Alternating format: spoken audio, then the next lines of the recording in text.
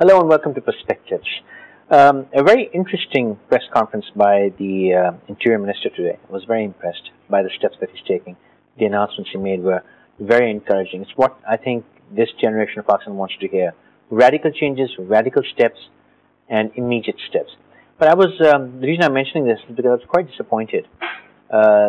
Most of the private channels completely skipped that press conference. I have a system in my office where I watch 16 channels at the same time. So I took a couple of pictures, which I forgot to bring up. We've shown them to you. There were three pieces, two of PTV World, which I have, one of PTV News, Urdu, which was showing the press conference. Everybody else completely skipped the press conference. My problem with that is, whenever there's something positive or good, somehow we just don't want to acknowledge it, own up to it, know it, understand it. But if there's something which is controversial, something which is humorous, something which is demeaning to ourselves, we love it. We love to amplify it. And that is a habit I think we need to really give up now. So kudos to Chaudhry Nisar for that fantastic things he said, and I hope he's successful in taking those measures, because that is something Pakistan is desperately in need of.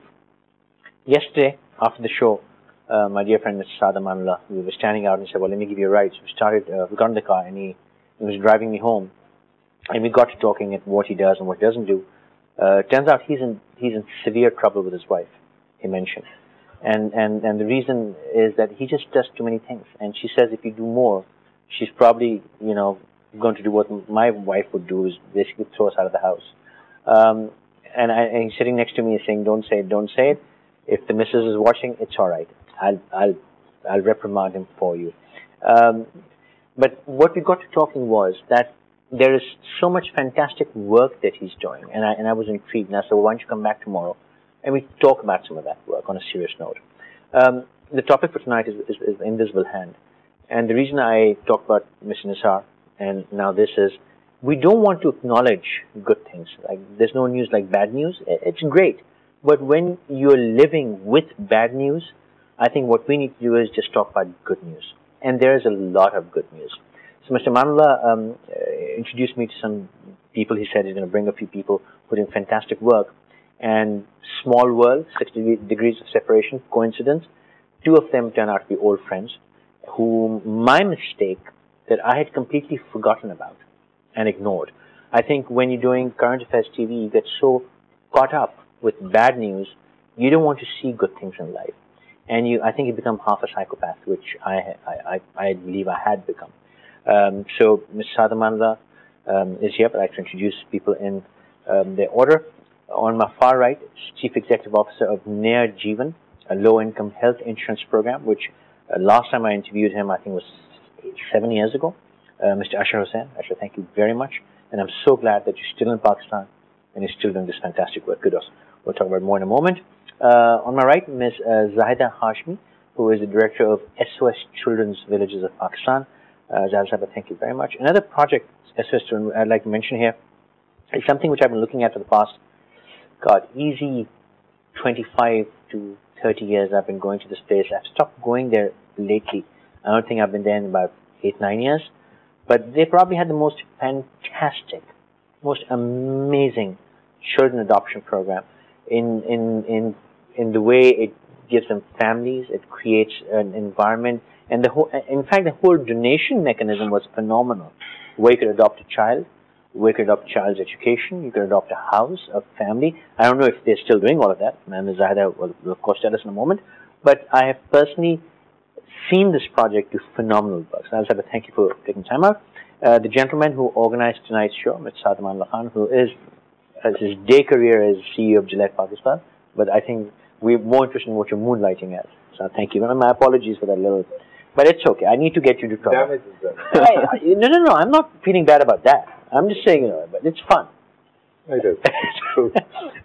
Another gentleman I met some years ago, and not been in active contact with him, and I'm glad that he's the one who showed up here in the studio today.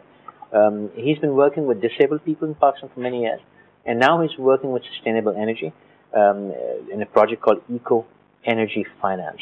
But my problem is, it's not a free project. He's actually making money out of it, and he's going to have to explain what this whole game is about. Mr. Jeremy Higgs. Jeremy, thank you very much for being here. Taking time out. I'd like to start with you. Tell us a bit about these projects and your involvement, and then, of course, we'll talk about that, please. Well, Faisal, thank you so much for getting into trouble. Getting into trouble, and secondly, giving the opportunity for me to, invite some of my NGOs and people that I support. Just to give you a little background, as I grew in my career, about 10-15 years ago, PNG was doing extremely well. I was doing very well.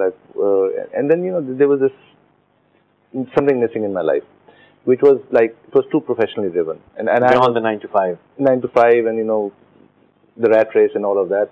And I have a very caring heart. I mean, I like to touch people. I like to get involved in people. So I started, moving around, talking to people. The first NGO I got involved was the Hasan hospital in the patient, they call it the annual giving committee.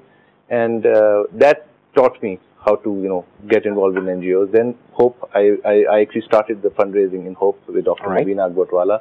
And after that, there was no ending. I mean, anybody I would meet who wanted help, I was always there for them. So today I sit on like 8 or 9 NGO boards, including NRG. Recently, Jeremy has also asked me to be an advisor. Then there is, street kids, handicapped children, Jinnah Hospital. I mean, I can list them down. So it's amazing. I mean, I'm not spending all my time there, but because of my position, because of my networking, I can help them out. I can put 2 and 2 together. I can help resolve. I mean, there's this guy with the Mochi project. He's trying to do a mini MBA for Mochis up in the north. It's amazing.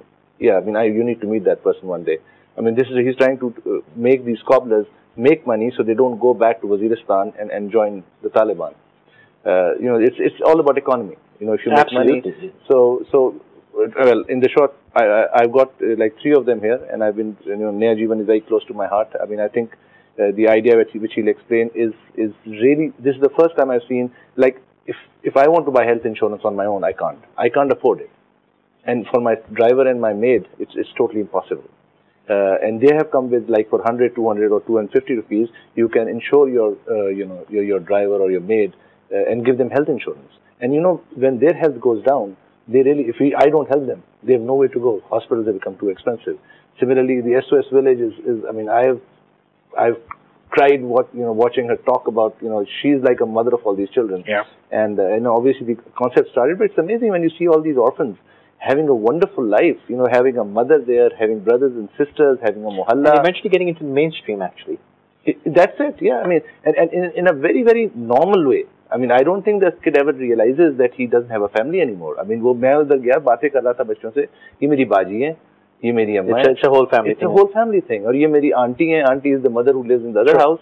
And Jeremy, as you rightly said, I got involved with Jeremy when they were doing the handicap project called the Rickshaw project. In fact, we will invite Dream, hopefully next time, who's right now driving it. This is to modify rickshaws for handicapped people so they can use it. But he's moved on to this really amazing project. You call it for profit. I don't think he's going to make any profit out of it, frankly. But that's because he's a bad businessman, but not for the lack of trying. Yeah, he's working with solar energy, and he's trying to touch people who do not have access to electricity. And for example, in little villages near Thatta and Badin, and those people, their day ends around 6-7 o'clock when the sun goes down, and they can't study, they can't work. So he's trying to create an affordable solution for them. And recently I put them in touch with DuPont, who's like the makers of, solar energy cells and things like that. I mean, that's what I'm trying to do. So you are using a corporate muscle to support all of this. Yeah, and I wish there would be more corporate people who would do that. Sort of a connection to what we were talking about yesterday, that the big wigs, people who have the muscle, need to stop waiting for the government and just do something yourself. And I think that happens globally. You can't just rely on the government. I mean, you go to Warren Buffett, you go to Bill Gates. I mean, they're making a difference in the society as well, not just in their businesses. Sure. Saad just mentioned that, I could buy insurance for I didn't realize that. I thought this was really just a project where you go to the poor people or people who can't afford it and they can buy their own insurance. But I didn't realize that I could actually buy packages for my employees. And please tell us more. Sure. So first of all, before I answer your question, Faisal, I just wanted to thank you for having me on the show, and I'm glad that you acknowledged that you were heading towards becoming a psychopath. That's It's an interesting confession. Some would say I still am. But that's a different discussion. And another thing that Saad said that really resonated with me is that there are so many of us who have spent a lot of our time outside of Pakistan, in the diaspora, whether in the UK, in the US, in Europe, etc., etc. And I specifically had a message for them, which is that there's so much brain power that can come back to Pakistan and be applied. There's so much opportunity here. And I really want to, hopefully if there are people outside of Pakistan listening to this program, my kind of plea or my request to them is, this is a land of opportunity. Of course, it has lots and lots of issues, but it's us, it's Pakistanis who have to really tackle these issues. And the good news is that there are some really smart people, some of whom are in this room. I don't have to be one. I'm probably not one of them, but there's certainly some who are sitting across from me who really are beginning to tackle these social issues. Coming back to your question, what we do is we generally partner with the private sector, with corporations, and we go to corporations and we say, you know what, we would like you as part of your corporate social responsibility, but also as potentially as market-based sales incentive or customer loyalty programs, to offer this health insurance plan to your domestic workers, those domestic workers who might be working for your corporate employees. Sure. So for example, if I was an employee of, let's say, P&G, Saad, who is affiliated with P&G, could now enroll his driver or his maid or his cook, and P&G can facilitate that by encouraging Saad and other employees in P&G to enroll these low-income workers. And I think it's really important because asset protection and income generation are the two things that need to be combined to enable people to emerge from poverty. And so I'm smiling when you said asset protection. I don't think we unfortunately, we don't consider people an asset in this country. It's very true, and I think you hit the nail on the head, which is that people often see, so there's this what I call Seth or tycoon mentality in Pakistan, which is they view labor as an expense, as something which is disposable, is something that can just be rinsed and kind of thrown away. And I think we need to start viewing people, human beings, workers, as investments, as assets that if we invest in, if we educate them... You develop a resource. It takes years to develop a resource. Precisely. I mean, the corporate sector, you invest so much in training and development of its own workforce. The same rules should apply, the same principles apply in the informal sector. There's no reason why we can't develop our maids or our drivers or our cooks to the same caliber, and so that they can... be human, if I may say. I'm sorry, maybe it sounds harsh. I'm going to just stick a little political spin here for just a moment. We have lost thousands and thousands of army and police personnel in the past years. I don't think we even realize what it takes to create one army Jawan. Forget a major or a colonel or just a Jawan. Your basic sipahi. Absolutely. His 8-9 years of training, the amount of money, the effort, the resource that goes into it. And I don't think we valued these lives at all. Now, personal question. Can I, as an individual, if I'm not a company, which an individual employs maybe 5 people, can I buy insurance from you for individuals, or does it have to be group, back for large? How does that work? So typically we will, as I mentioned earlier, we will collaborate with corporations and we'll cascade, we'll leverage their distribution systems and channels. But if you came to our organization proactively and said, you know what, I'd like to enroll my driver or my maid, we will certainly integrate them into our health plan. We're not currently marketing direct to consumer. We do plan to do that, but currently our focus is on enrolling very large groups, worker pools, informal worker pools that are affiliated with supply chains of corporations, retailers, micro retailers, suppliers who might be, for example, farmers who might be providing inputs to dairy companies. These are very, very large populations in Pakistan, so we felt, let's tackle these very large groups first, and then as people familiarize and get familiar and comfortable with health insurance, with the concept, because the concept is still poorly understood in Pakistan. Not many people really understand, exactly what is health insurance, and most people think of asset protection as ASS-IT. So, I mean, hopefully that's not going to get censored because it passes the censorship review. But the unfortunate reality is is that we really need to really start tackling this issue from the ground up. And I'm really happy and glad that there are people like Saad and Jeremy and Mrs. Zahida who really want to transform and empower low-income Pakistanis. It's a very positive sign. Please. One thing I wanted to add here is we need economies of scale. When you start a new project, if you start going to individuals, anybody I send to them, they insure. And if you go to them, they'll insure you. They will not say go away. But right now, they need a basic base based on which they can grow the Naya Jeevan concept. And I think Naya Jeevan to me is not just for Pakistan, it's for all poverty-stricken countries. Because if you go to India, you go to China, you go to, Nigeria, they have people who are not insured at the bottom. And this is a model which we need to make it work. And once it works, it can be emulated all over the world. But also, I'll come back to that in a second, but I think you can get that scale even from, there's so many middle-class houses who spend so much money on actually providing medical care to the employees, and they have no concept that if you spend maybe 10,000 rupees a year, they could cover the whole thing. Yeah. So I think we'll talk about that more. Zahida Sahib, please tell us what your project's doing. Where has it reached over the years? I personally haven't seen it in a long time. And tell us what's in store. Thank you so much for inviting me to express and tell something about SOS. You know, responsibility of the people and investing in people is not the business of the state in this country. So it's the community and it's we who, it's a small effort, you know. I think there's so many people who are trying and who are contributing into these human beings just for the sake of the society, for the country and the nation and human beings ultimately. So what we do is that we shelter the orphan and abandoned children, the children who are vulnerable to have any sort of, you know, khatra and abuse, and who cannot have a family to live and to develop in a good environment. So we get those orphan and abandoned children, we shelter them, we give them make a family, we give them all the, I would say, things which they need to develop into a very confident, contributing person of the society.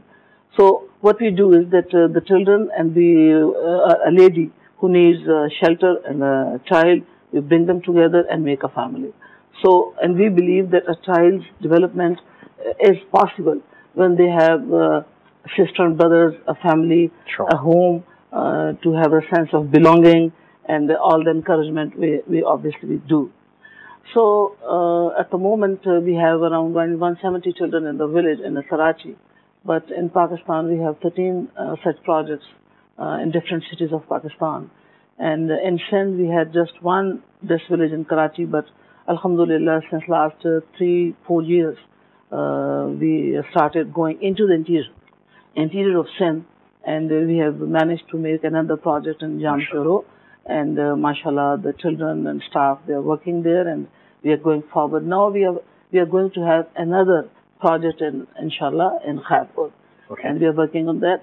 And the idea is that we really want to reach to every deserving child in Pakistan who needs a protective, safe environment to develop up to his potential. So our objective. I'm sorry, but you're very different from a typical orphanage. You don't take a bunch of kids and you put them in a room and give them shelter, but you're actually creating families. You've got huts, you've got houses where you've got the you know, we believe in the quality. And another thing which I really stress upon and I really work for that, the condition of the country, especially the surrounding, when I see and I feel that there is more responsibility I should take on my shoulders. And the days as we go forward, I think the mothers and the caretakers and the mothers, they are having more and more responsibilities for the future of this nation. So I feel that we should work more about this, and we are inshallah and mashallah we are trying to do that. We are not a typical orphanage. We make a family. We provide everything a house has, a natural house has. So the child has to have all the encouragement, all the facilities, all the opportunities to develop, to get exposure of the outer world. So mashallah we have very good, we have a number of success stories. We have a number of children who are working as a very positive and productive citizen of the country. We are committed to their health, to their schooling, their education, their skill, career. and weddings for the girls. And mashallah, we have had 26 weddings in the village with 28 grandchildren. Village is still their Mecca. They keep on coming to us, and it's a family. How do you raise the money? Do you take donations? Yeah. What's this? Because I remember you used to have this adopted child thing, which I really loved. Yeah, yeah. How does that work? One thing which I appreciate, and I thank all the people of Pakistan who are very generous, in supporting genuine cause, work genuinely done. So we do get a number of donors, supporters from the community, and we get the children sponsored.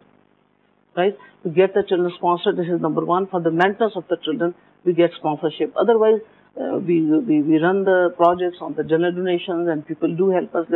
As we have been talking about PNG, and many people from corporate sector and from multinational companies, they do come forward. And in fact, we cannot go forward. We cannot execute new projects. We cannot expand without their help. Not to cut you off, but how much does a house cost?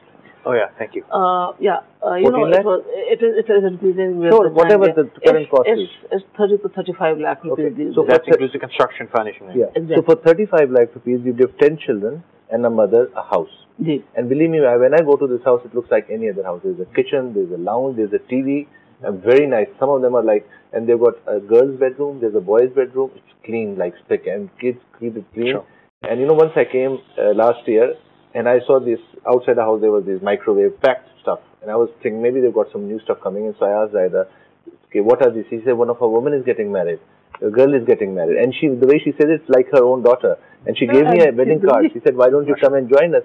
And you know, it is just touching. It's touching, amazing that it's not just, you know, they take them all. जैसे ने बताया ना, वो लड़की जब शादियों पे जाती है, when she has to come back to the Mecca, so SOS Village is the Mecca. This is where she grew up. So it is an amazing place. So people must come and visit. Yeah, help in any way you need to come out and see it. 35 lakhs for that's about $35,000 for a house.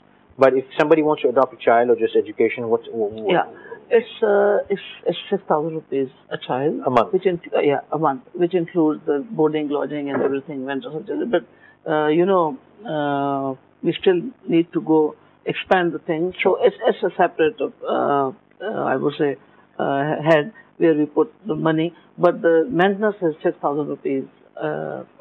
Child Okay, one more month. question. A lot of projects internationally, what they do, and at times it became a scam as well.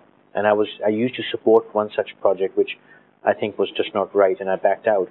Where they said you could get in touch with the child, you would hear from the child, you support, you pay them like $100 a month, but I never got to hear from the child and say, hang on, this is a scam. Yeah. Do you have that facility where if somebody sponsors a child, the sponsor can communicate? We very regularly send them the report of the child, his annual report, his other development. So it's not a blind sponsor. You're actually sponsoring a particular child. You know, these days nobody is that trusts anybody so blankly. They do ask us, and we are at email. Now it's very easy now. They can email us, and we really very regularly send them cards made by the children on Eid. So it is an ongoing connection. It's a very good communication, and they can come, they can see, and even they send gifts or the cards on their birthdays. And we are open. We are sorry that I have sort of been careless for about 15 years. I expect to visit very soon. Inshallah. I need to take a short break. When we come back, we're going to see what Jeremy is doing for energy. And we have a tweet from Sri Lanka. Ms. Saima says, great to have Mr. Saad back on the show. Anytime he wants us involved from overseas, count us in. Keep up the good work. So you need to tell people how they can join in and help you. Let's take a short break.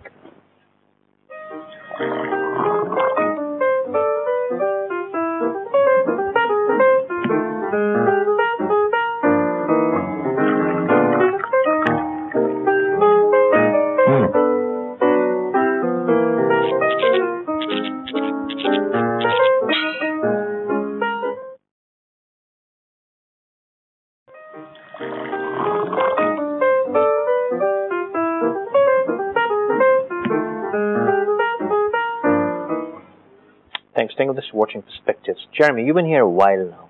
5.5 years. 5.5 years. Is this now your home? You fall in love with the place? Yeah, I'm asking you the typical questions. Yeah, I hope my parents aren't watching, but yeah, pretty much. They think you're coming back. I'm sure I will go back to Australia at some point. At some point, but, yeah. Tell us about the project. So we've actually been working on this for a couple of years now, about 3 years. And what we figured out, we started doing research because we thought that, okay, there's a lot of places in Pakistan that just don't have access to electricity, and that must have some impact on their lives. I'm going to interrupt you, with humble apologies. Yeah. I want to just give a little preamble of what you're saying. When the flood happened 2 years ago, that was the first time that I actively went out of Karachi and into interior Sindh. And just about 40 minutes out of Karachi. Karachi does not even really end when you hit Jamshoro and those places. It's really just extensions. And we used to go there with Pakistan Rangers for stuff, for relief. And I saw something very scary. What I saw was that once the sun set, there were massive mosquitoes. And these people had really no shelter. Even in their own homes, it's not massive shelter. That's just, a sad excuse for shelter. And they would just sit there all evening. And at times it was Ramadan, and I used to be there late, and I would see them just sitting there, staring into nothingness, or just talking to each other. And the women would be in this one huddle, and men. And I would see this large house in the distance, where I won't take any names, where the lords lived, and there was electricity in those houses. And the rest of the village had no electricity. And this is not because of the flood. It was just like that. And that's when I realized what they do after sunset is they just sit there and stare into empty darkness until they go to sleep. Then I went to one village. Again, I will not take any names. That village is associated to a very, very influential person in Sindh. And they had no electricity. And I said, what's the deal here? They said, well, when the flood came 4 years ago, these poles fell down and we didn't have electricity for 3 years. So 3 years later, we got electricity back, but they sent us areas for 3 years, saying you have to pay the bill for 3 years. We obviously can't pay the bill for 3 years because we didn't have electricity. So now they weren't giving us electricity because we hadn't settled our dues. And before that could settle, the next flood came and the poles fell again. That's what I saw where you're talking about working. Please. Absolutely. So when we went to a lot of these villages, we discovered the same thing, that at night, everything stops. There's really not much that you can do. It makes it difficult to cook. It makes it difficult to study. I mean, that's essential for kids. People end up using kerosene. They start fires in the house, and that causes respiratory illness. Sure. And so what we saw was that access to electricity, light, and clean light can actually be a gateway. It opens up new opportunities for them. So then once we had figured that out, we thought, okay, well, what's the best way to actually get these products, these technology into the hands of these people? And we looked at, there's a lot of different projects that have happened where lights have been given out to communities, and we've even done it ourselves after the floods. And what we figured out that was a very stopgap measure. During the rest of the year, when there wasn't an NGO that was giving out these lights, people wouldn't have access to it. And what we thought was that, okay, there's got to be a more consistent manner in which we can do this. And so what we've learned and what we've started to do now is we partner with local shopkeepers. We have people in Mirpur Bedoro, Mirpur Sakro, Gularchi, across Takta and Dadin. We have 13 retailers. They stock our products. And we actually work with these retailers to make local people aware of these products that are available, that they're affordable, that you can purchase the product from one of these retailers, maybe 5-10 kilometers from your house. If you have any problems, which is very, very important, you can go to this retailer. They will cover it under a 1 or 2 year warranty. Oh wow! Right, and they will pay for you. We will handle any issues that you have. What's the cost? What's the price? So the current products that we deal with are between 1 and 4,000 rupees, $10 to $40, which is reasonably affordable. We have had a lot of feedback where people are saying this is too expensive for us. We really can't afford this. So we're looking at creative ways of actually getting these products into the hands of people that need them. What would those ways? Things like group purchase plans, or maybe the retailer can give it out on installments over 2 months. Tell me about the product. We're product agnostic. We look at what is the best product that meets the needs of these potential consumers. So we focus a lot on asking them, what is it that you need? What are the problems that you face on a daily basis? And a lot of people say, well, we get burns from the smoke, from the kerosene. the light that we have isn't bright enough. Our kids can't study. We can't do embroidery at night.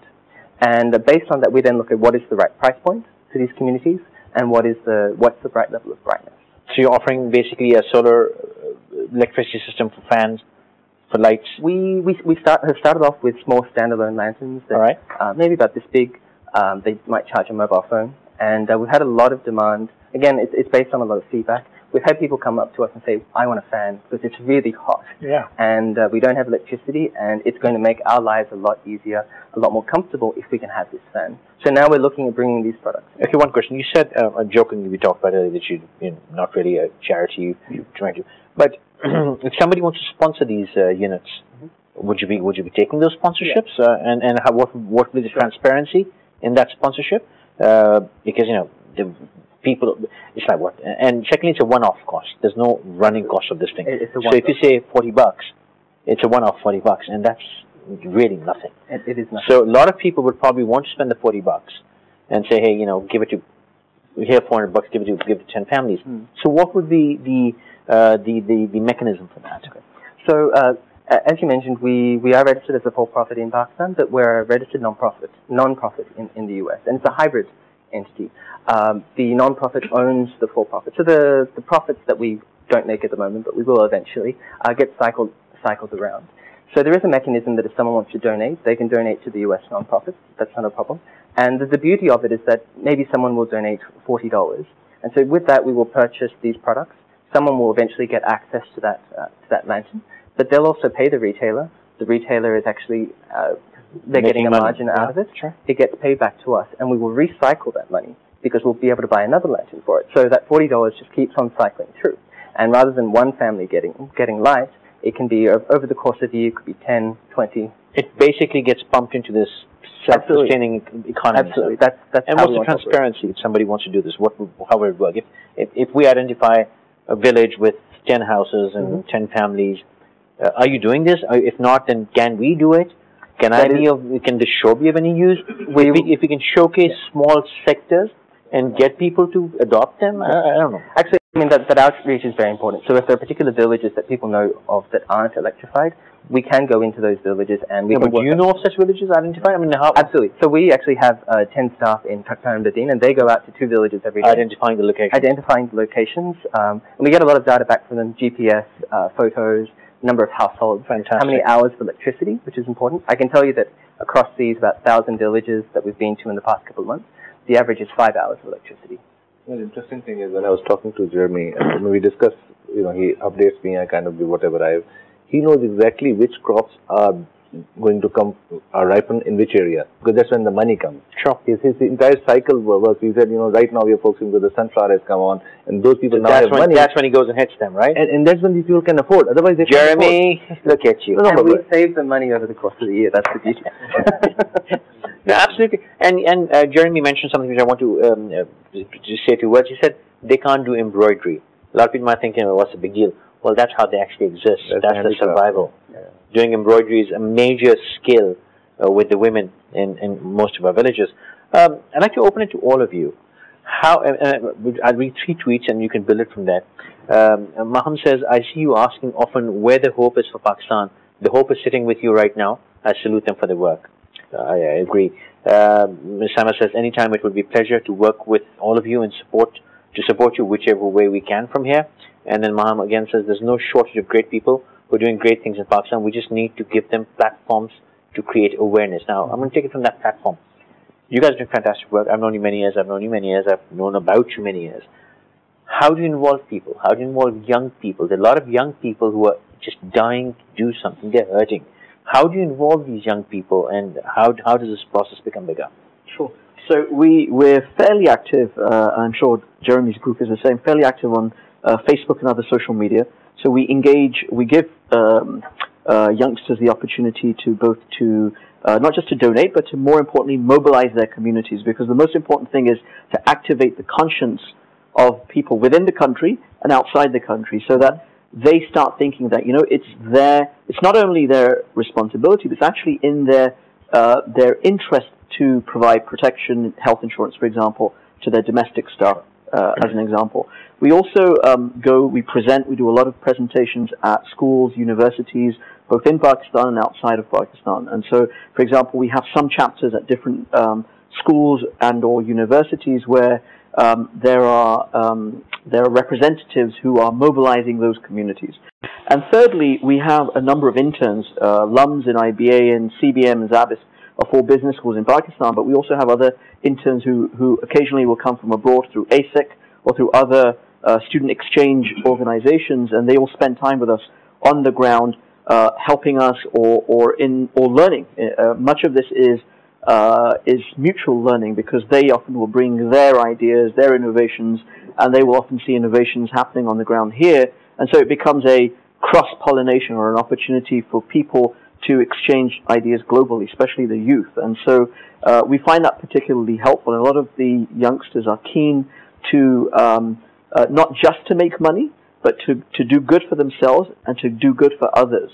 And so that kind of bottom line, double bottom line or triple bottom line approach is something that we see the Generation Xers and more particularly the millennials, the Generation Yers, much more attuned to that kind of double or triple bottom line approach. Ms. Hashmi, I remember you used to take volunteers, you used to take interns. Are you still doing that? What sort of opportunities are available? We are concerned for the youth and the children, not only from the SOS, but I would say that hundreds of volunteers and students from the local schools and colleges, they visit us. And we feel and we take it as a responsibility to educate them about the, about the actual spirit of SOS. Because, and you believe me that there are so many students who came to us as when they were school students or college, and when they saw the project, the facility, when they happened to have their career, they got jobs, they got married, they came back to sponsor a child.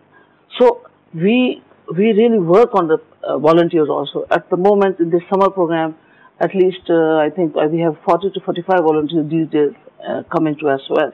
Every day? Yeah, every day. And so they spend time with the children? They spend time, and we have made different sections of the children and, different activities. So some of them come in the morning time, some of them come in the afternoon or the evening.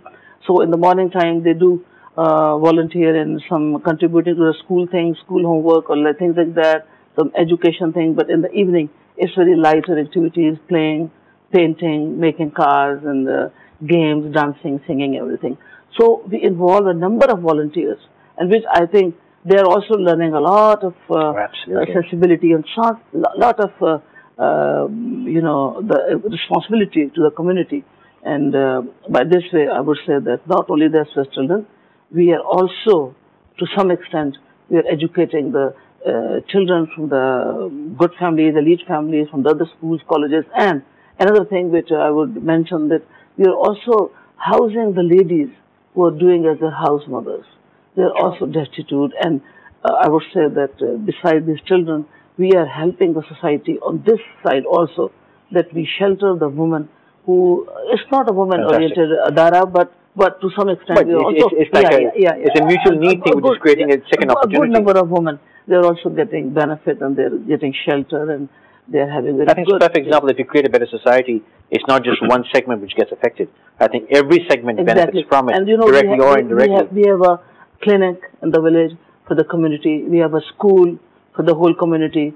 We have, mashallah, 1,500 students in the school from the community. We are providing quality education at low cost. And this school is also providing... I'm confused. You have a regular school running with SOS, so people from the community come and study? Yeah. Okay. School has just 160 from my village, and rest of the children, around 1,300 outsiders. So it's... On the same premises? On the same premises, yeah. Fantastic. The same school, because my children also need the exposure from the outer world. Fair enough. Because once they're able to integrate into society, they shouldn't be aliens. They should be... And they'll go back into society much better. Because they have a lot of interaction with the rest of society. Then, we have a technical institute in Korangi. We are working there, and we believe that the youth should take pride in working with their hands. They should work. They should have a skill to develop their future, to go in the different fields. So our, mashallah, this technical institute is working very well, and we have a number of students who got education and trained from there, and at the moment they're having their own workshops, their own small workshops. So they gone to the mainstream with their own careers, they're self-sustaining. Exactly, they're self-sufficient. Jeremy, any volunteer opportunity with you? What sort of support, help you need? So we're very big on using technology because although we are a hybrid organization, we want to use technology to actually decrease our operational costs so that we can put more money into these communities. So technology is big for us. So we're looking at using SMS and different Android phones, for example, to do a lot of data collection. But I would love to be able to talk to some people who are a little bit more technical than I am, to look at how do we do this better? How do we scale it up? How do we educate one of these local retailers on how to use SMS or get one of these phones into their hands so that we get more data and feedback and we can actually improve the service?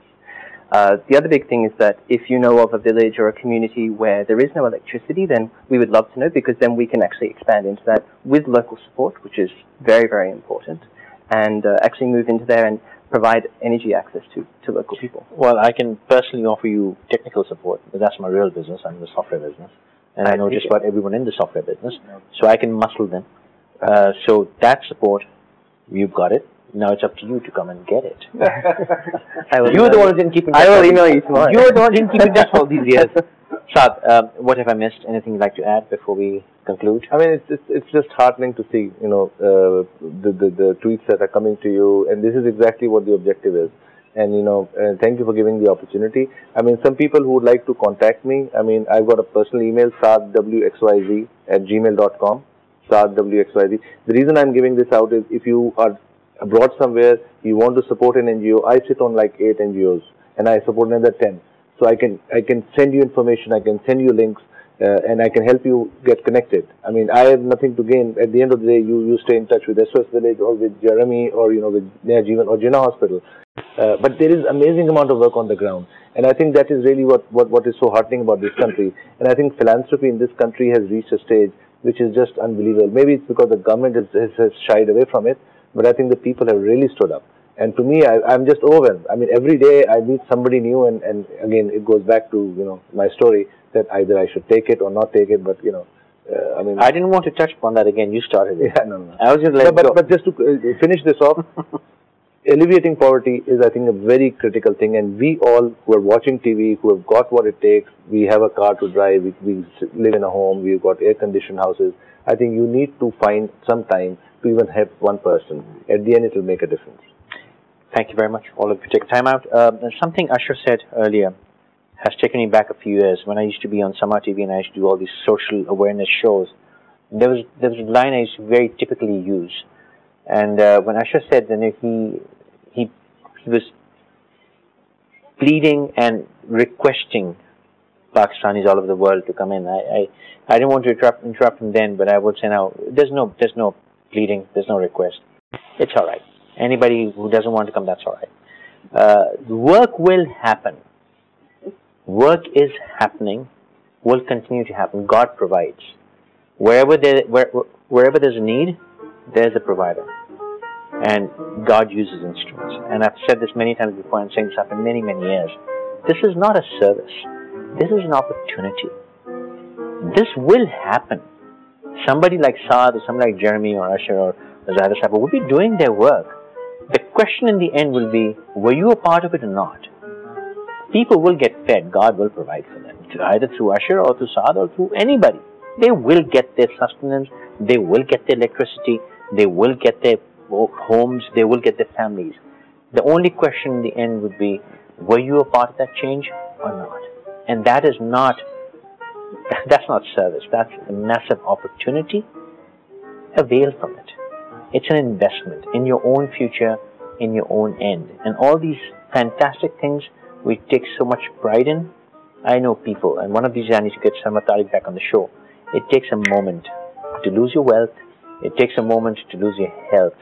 It takes a moment to lose everything you have. And before you know it, you could need one of their services. So invest in these services, build a world that, God forbid, if you ever have to live in that, there is some place to live in. Until next time, good night.